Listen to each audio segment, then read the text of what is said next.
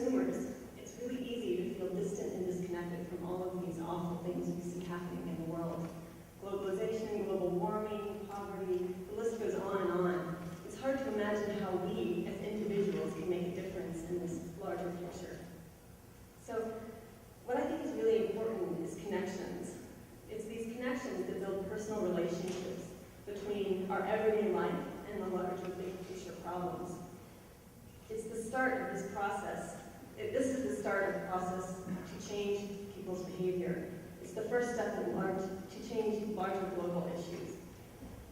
So my aim is really to visually display these different types of connections in order to make product backgrounds more visible. And this has really never been easier. There's a lot of companies, they're clamoring to find ways to tell the story about where their products come from and the good that they're doing towards sustainability. Things are also increasingly traceable and trackable. We can get up-to-date information about where something is happening, what's going on in different parts of the world. Also, companies are being forced to become much more accountable. Now, when we talk about the food system, there's already some systems in place that start to get at this idea of connection. One is price. That's a direct connection for me as a consumer between the product and my wallet. Another connection is nutrition facts. That's a connection between the product and my health. And another connection is eco-labels. Now, the problem with eco-labels is that there's so many of them, and they're really not regulated. So any of us here could decide to create our own eco-friendly label and stick it on the product. But if that's not backed up with any kind of information to really tell the consumer what that product, why we put that eco-label on there, it becomes a problem. It's a lack of transparency, especially as the market continues to segment. Now, in the 80s, when the eco-label was first developed, it served an extremely important role. But I think that as we move as a society towards more transparency, it's ever more important to also evolve the eco-label. So one way that I think is a good direction to look at in order to talk about eco-label evolution is looking at life cycles. A life cycle is a visual, or it can be very visual, but it's a linear storyline that tells the background of a product with, of course, lots of potential for nice pictures. I decided to focus on chocolate because everyone loves chocolate, right? It's also a product that has potential to do a lot of harm or a lot of good. So in my explorations, I looked at mapping out visually the backgrounds of chocolate, or what those backgrounds could be. I went through a lot of different ways of looking at this. You can look at price, for example, and how that breaks down connections between producers and consumers, and just kind of a visual storyline of the life cycle. One thing I found in my research is that if consumers are able to make connections on their own, they're much more likely to take it to heart. It becomes part of them and they take on the issue as their own. It becomes a participative process and can therefore influence more long-term purchasing patterns. So I wanted to design to facilitate for this.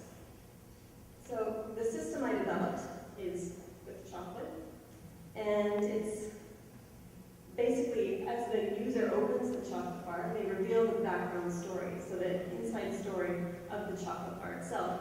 It's has visual icons to lead you through. Now, this highlights the journey from the initial cacao tree. So, for example, for green and blacks, this particular chocolate bar, the chocolate comes from Belize and goes all the way up to the shop that I bought it from. You can also input nutrition facts in here, so immediately what happens to me as a consumer, how this storyline affects my health. This system is a benefit to producers and consumers, because for businesses, they can finally have a way to tell this background story at the point of sale. So this is a way that they can tell their transparency and more about their corporate social responsibility. This sort of transparency also encourages innovation. And consumers with this system can make smarter choices. It's also a tool for education. And if you look at this, you can see that throughout the system, companies that do more can therefore input more into the appropriate part of the life cycle. So if a company is doing organic or fair trade, that that's input into that part. It's also a flexible system that allows each piece to be moved around to tell a different story for a different product, but keeping the same overarching theme. Now, a lot of people ask, well, how do you make sure that companies don't greenwash with this tool? And this is a very important question because we need to provide the information to back up all of these claims. This is where the online portion comes in handy. It also provides linkages to other parts, what's going on in the world. Consumers really have the tremendous power to affect change, and every purchase sends a message. Background Stories aims to harness the power of the marketplace for good, and to acknowledge good corporate stewardship. I think that knowledge is the first step towards change. Our stories all connect us, and we are therefore connected by them.